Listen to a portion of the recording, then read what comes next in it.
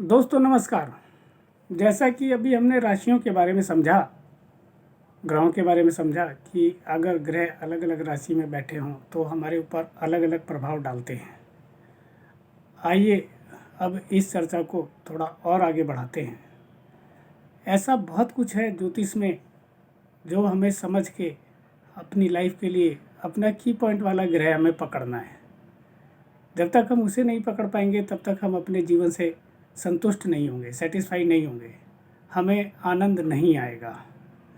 फिर चाहे कोई कितना ही टैलेंटेड क्यों ना हो, वो भ्रम में ही जीता रहेगा। अब समझने वाली बात यह है कि 12 राशियाँ और 9 ग्रह 27 नक्षत्र इस भूसे में सुई ढूंढने के समान जैसा है अपना की पॉइंट यानी कि गवर्न प्लैनेट ढूंढना।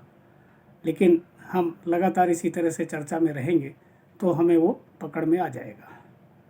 अब सबसे पहली बात ये है कि जब हम काल पुरुष की कुंडली बनाते हैं या हम अपनी कुंडली देखते हैं तो उसमें सबसे पहला घर जो आता है वो हमारे हेल्थ का होता है, स्वास्थ्य का होता है, पर्सनैलिटी का होता है। हम जिस तरह से दिखते हैं, हमारे बाल कैसे दिखते हैं, हम हेयर स्टाइल कैसा रखते हैं, हम दाढ़ी कैसी रखते हैं, चश्मा पहनते हैं कि नहीं पहनते, हमें चश्मा लग गया कि नहीं लग गया, हमारी नाक मोटी है पतली है, कान कैसे हैं, हमें कपड़े किस तरह के पहनने पसंद आते हैं, हम किस तरह से चलते हैं, झुक के चलते हैं, अकड़ के चलते हैं, वो सब पर्सनैलिटी है। हम किस तरह से बोलना पसंद करते हैं, हम अच्छी परफॉर्मेंस में बोल पाते हैं या नेगेटिव परफॉर्मेंस में बोल पाते हैं। मतलब जो कुछ भी सारा बाहर से दिख रहा होता है वो हमारी कुंडली का पहला घर यानी कि पहली राशि होती है। और उस राशि के अंदर जो नक्षत्र होते हैं वो हमारे आंतरिक स्वभाव को बताते हैं। तो पहले घर की इम्पोर्टेंस सबसे ज़्यादा है, क्योंकि ज्योतिष में बोला जाता है कि कुंडली का पहला घर ही ऐसा घर है जो सब कुछ लेता है, बाकी 11 घर उसे देते हैं। ये किसी पंडित जी ने बोला भी है। तो मेरा कहने का मतलब ये है कि हमें सबसे पहले ये समझना है कि क्या अब पहले घर की इम्पोर्टेंस इतनी ज़्यादा है कि वो हमें गवर्न कर ले।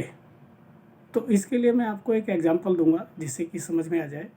ये एग्जांपल पहले भी दिया गया था। महाभारत का कृष्ण भगवान का और अर्जुन का रथ हाँकते हुए एक चित्र बनाया गया, एक फ़ोटो बनाई गई, उसकी मूर्तियाँ भी बनी। तो उसमें कहा गया कि जो वो रथ है जिसमें अर्जुन रूपी आत्मा सवार है, तो उसमें रथ को जो है वो शरीर बताया गया, अर्जुन को जो है वो जीवात्मा बताया गया। उस रथ में वो जीवात्मा सवार है। ठीक इसी तरह से हमारी कुंडली का जो पहला घर है उसकी जो राशि है वो रथ रूपी है या शरीर रूपी है। ठीक है ना, वो जीवात्मा नहीं है अभी। वो पहली राशि, लग्न की पहली राशि, कुंडली का पहला घर, काल पुरुष का पहला घर, वो हमारा शरीर रूपी रथ है जिसमें जीवात्मा सवार होती है। इसी तरह से उस राशि का जो नक्षत्र है वो हमारी आत्मा पर प्रभाव डाल के, हमारे मन पे प्रभाव डाल के हमारे स्वभाव को किस तरह से वो धरती विकसित करती है, ये भी हमारे लिए जानना उतना ही ज़रूरी होता है जितना गवर्न प्लैनेट। तो अब अभी आप ये अच्छी तरह से समझ लीजिए कि जो काल पुरुष की कुंडली का पहला घर है, जो हमारी कुंडली का पहला घर है, जो सब कुछ लेता है, बाकी 11 घर उसे देते हैं। मैं बार बार इस बात को दोहरा रहा हूँ कि पहले घर की इम्पोर्टेंस आप समझ लें। तो वो पहला घर मात्र रथ रूपी है, उसकी राशि रथ रूपी है और उसका नक्षत्र स्वभाव रूपी है। इस बात को अच्छी तरह से समझ लें। लेकिन अभी वो गवर्न प्लैनेट नहीं है, इस बात को भी अच्छी तरह से समझ लें। आगे की चर्चा अगली वीडियो में करेंगे। धन्यवाद।